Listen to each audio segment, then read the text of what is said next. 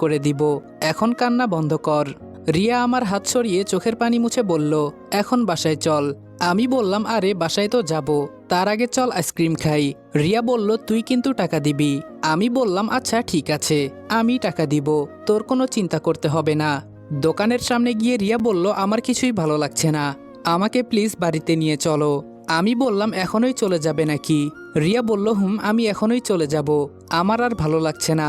আমি একটা রিক্সা ডেকে রিয়াকে নিয়ে বাসার উদ্দেশ্যে রওনা দিলাম, আর রিয়া আমার ঘাড়ের ওপর মাথা রেখে ঘুমিয়ে গেছে।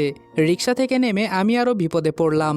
রিয়া তো ঘুমিয়ে গেছে, ওকে নিয়ে আবার বাসার ভেতরে যেতে হবে, কি আর করার।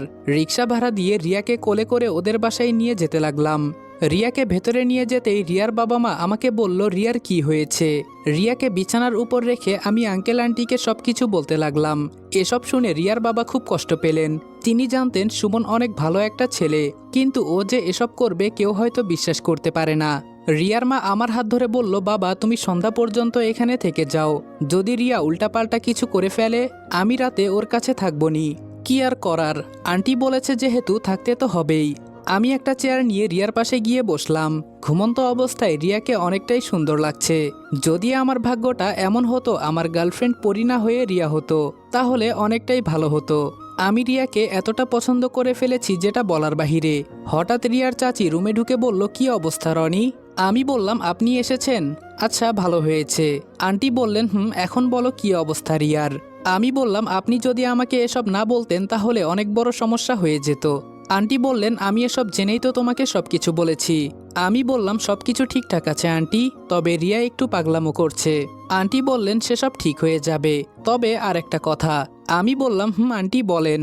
আন্টি বললেন, তুমি সন্ধ্যার সময় আমার সাথে দেখা করবে, তোমার সাথে কিছু গুরুত্বপূর্ণ কথা আছে আমার। আমি বললাম, ঠিক আছে আন্টি। আন্টি চলে যাওয়ার পর আমি ফোন নিয়ে একটু গেম খেলতে লাগলাম। কিছুক্ষণ পর রবিন কল করলো। ফোন রিসিভ করে বললাম, হ্যাঁ রবিন বল। রবিন বলল, সবকিছু ঠিকঠাক ছিল তো?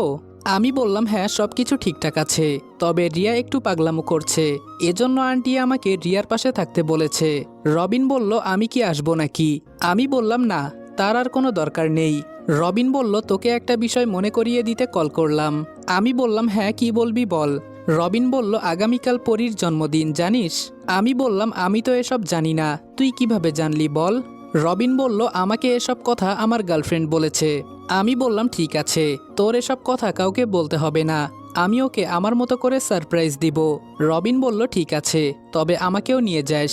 আমি বললাম, তোরে একটা সত্যি কথা বলবো রবিন, সেই দিন বলেছিলাম না একটা কথা বলবো, আজকে বলি শোন। রবিন বলল, বল শুনতেছি।